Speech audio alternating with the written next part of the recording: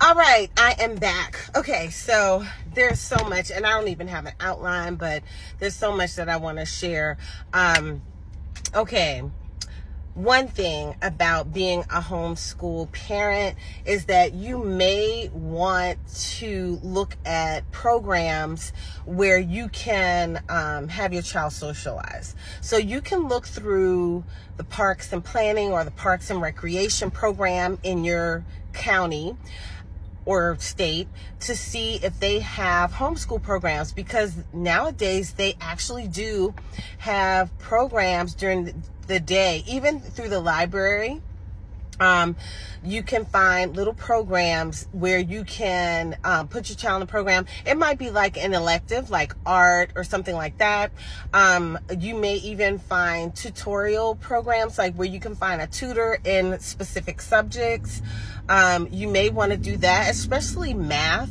You may want to have a tutor on standby for mathematics, especially when you're going over the 5th grade. If you weren't excellent at math, now I was a math major in college initially. I changed it, but initially I was a math major, and later I'm going to get to that as well, as to some pointers when you're getting to the middle and high school level.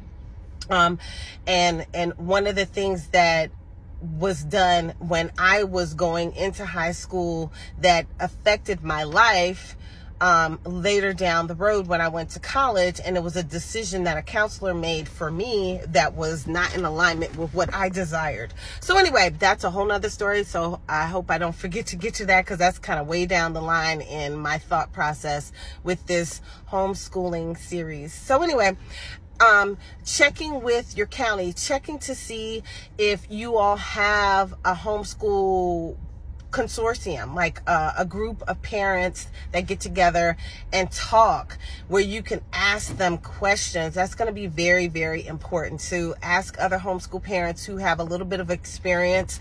What are they doing? How are they doing it? What have they found successful? What have they found not successful? Are there any online programs that can help you?